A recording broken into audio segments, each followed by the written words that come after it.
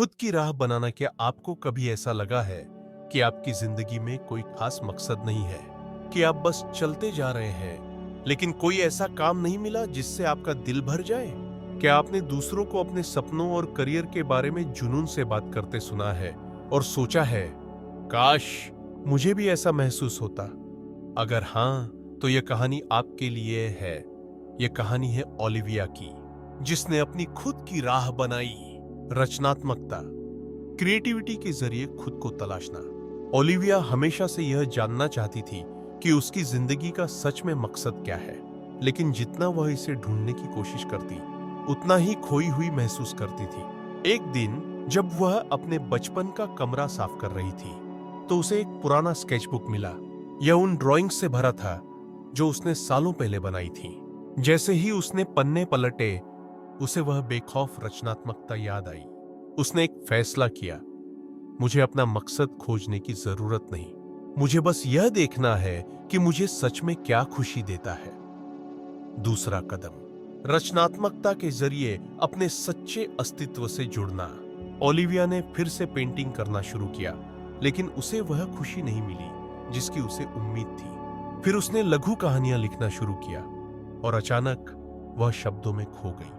फिर उसने फोटोग्राफी की कोशिश की, जिसमें उसे रोजमर्रा के पलों को एक कहानी में बदलने का मजा आया। धीरे धीरे उसने महसूस किया कि उसे जबरदस्ती कोई बड़ा मकसद ढूंढने की जरूरत नहीं, बल्कि उसे बस उन चीजों का पीछा करना था जो उसे रोमांचित करती थी। तीसरा कदम, डर और संदेह को दूर करना। हालांकि जब उसने अपने लेखन में गहराई से उतरना शुरू किया, तो डर उसके मन में फिर से उभरने लगा। क्या मैं इसमें अच्छी हूं? अगर किसी ने इसे पसंद नहीं किया तो? उसने अपने डर को रचनात्मकता से हराने का फैसला किया। उसने अपनी चिंताओं और संदेहों को काल्पनिक पात्रों में बदलकर कहानियों में ढाल दिया। उसने जर्नलिंग शुरू की, जहां उसने हर दिन खुद से कहा, मैं असफल नहीं हो रही, मैं सीख रही हूं और बढ़ रही हूं। इस सफर में उसने समझा कि डर रास्ते का हिस्सा होता है, यह रुकने का कारण नहीं, बल्कि आगे बढ़ने का संकेत है। चौथा कदम, जुनून को मकसद में बदलना। जैसे जैसे उसका आत्मविश्वास बढ़ा, उसने अपनी कहानियां ऑनलाइन साझा करने का फैसला किया।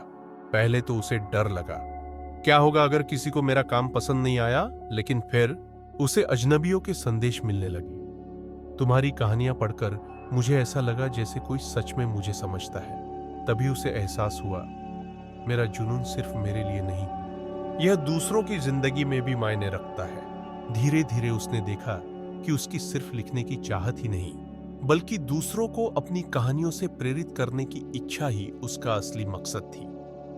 पांचवां कदम, अपने मकसद को विकसित होने देना। कुछ महीनों बाद ओलिविया को अब इस बात की चिंता नहीं थी कि उसका मकसद क्या है, क्योंकि उसने इसे खुद बनाया था। अब वह जानती थी कि यह सफर कभी खत्म नहीं होगा। शायद एक दिन उसकी कहानियां किताब बन जाए, या शायद वह किसी नए तरीके से अपनी रचनात्मकता को जाहिर करे। लेकिन अभी के लिए वह सही जगह पर थी, एक ऐसी जिंदगी जी रही थी जो सच में उसके दिल के करीब थी। जब वह अपने डेस्क पर बैठकर अपनी अगली कहानी लिख रही थी, तो उसने मुस्कुराते हुए सोचा, मैंने अपनी खुद की राह बना ली है और यही मेरी सबसे बड़ी कहानी है। कहानी की सीख, मकसद कोई ऐसी चीज नहीं जिसे हमें कहीं बाहर ढूंढना पड़ता है। यह कुछ ऐसा है जिसे हम खुद बनाते हैं। जब हम रचनात्मकता को अपनाते हैं, अपने अंदर की जिज्ञासा को खोजते हैं और अपने जुनून को दुनिया के साथ साझा करते हैं, तो हमारा मकसद खुद ब खुद हमारे सामने आ जाता है।